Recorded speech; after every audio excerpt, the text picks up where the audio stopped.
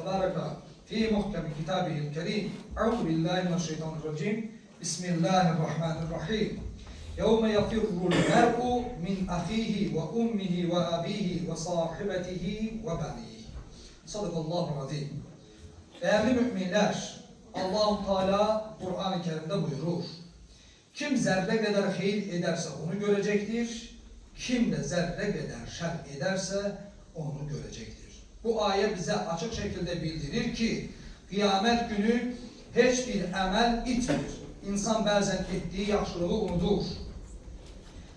Yahut ettiği günahı küçük görmeye başlıyor. Lakin Allah katında hiçbir şey itmir. Her bir şey qeydə alınır. O büyük gün, kıyamet gününde insanın karşısına çıkarılır. Allah başka bir ayet-i kerimede ise bile buyurur. Kitap, yani əməl dəftərləri qoyulacaq ve sen günahkarların ondan qorxduğunu göreceksin. O gün insan öz hayatını sanki bir kitap gibi karşısında görecek. Gizli kalan hiç ne kalmayacak. İnsan təəccüb ederek diyecektir. Bu nece kitaptır ki küçük büyük hiçbir şeyi bırakmayın. Her şey qeydə alınmış. Bu ilahi adaletin tecellisidir. Değerli kardeşler, kıyamet günü çok ağır ve dehşetli bir gündür.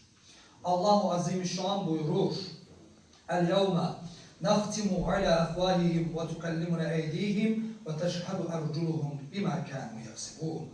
Bugün onların ağızlarını mühürleyerek elleri bizimle danışar, ayakları ise ettiklerine şahitlik eder. İnsan danışa bilmedikte bile öz üzvləri onun əleyhinə şahitlik edecek. Bu insanın ettiği əməllərdən qaça bilmeyeceğini göstermektedir. Peygamber Efendimiz sallallahu aleyhi ve sellem belə buyurur. Kıyamet günü hiçbir kul 5 şeyden soruşulmadan, hesap vermeden yerinden terpenebilmez. Bunlar birincisi ömrünü harada xərclədiyi, gençliğini harada geçirdiği, malını haradan kazanıp ve haraya xərclədiyi ve en son olarak da ilmini yani bildiğiyle amel edip etmediği hakkında mutlak sorguya çekilecektir. Değerli kardeşler, o gün ilahi tereziler kurdular. Allah buyurur. Biz kıyamet günü üçün adalet terezilerini kurarıq. Yaxşı əməllər ağır gələrsə insan nicat tapar, kurtuluşa erer. Əks halda ise büyük bir hüsranla karşılaşar. Ona göre de insan bu dünyada ettiği her bir əmələ dikkat etmelidir. Değerli kardeşler, kıyamet günü insanlar əməl dəftərlərinə göre farklı hallarda olacaklar. Allah-u Azimüşşan buyurur. Kimin kitabı sağından verilerse onun hesabı asan olacaktır. Bu mümin için en büyük müjdelerden birisidir. Ama elə insanlar da olacak ki əməl dəftərləri solundan alacak ve büyük peşmançılık hüsranı yaşayacaklar. Peygamber Efendimiz sallallahu aleyhi ve sellem belə buyurur.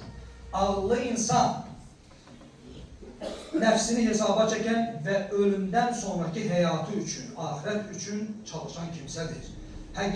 Hakikaten de ağıllı insan bu dünyada özünü sorgu sual eden, səhiflərini düzelden ve ahiretine salih əməllər hazırlayan kimselerdir. Çünkü sabah artık geri dönüş olmayacak. Değerli kardeşler, o gün insan en yakınlarından bile kaçacak. Allah Kur'an-ı Kerim'de bile seslenir. O gün insanlar kardeşinden, anasından, atasından, hayat yoldaşından ve evladından kaçacaklar. Herkes öz derdine olacak. Hiç kim başkasına kömek edebilmeyecek. Bu sebepten de insan bugün özünü xilas etmeye çalışmalıdır. Bugün əməl günüdür. Yani bugün əməl var, hesap yoktur. Sabah ise hesap var, əməl yoktur. Ona göre de tövbələrimizi gecikdirməyək, hak sahipleriyle halallaşaq, yaxşı əməllərimizi, salih əməllərimizi çoğaldaq ve özümüzü hesaba çəkək. Değerli kardeşler, gelin bu həqiqətləri unutmayaq. Kıyamet mütlak gelecek, hesap kaçınılmazdır ve kurtuluş yalnız iman ve salih əmelle olacaktır.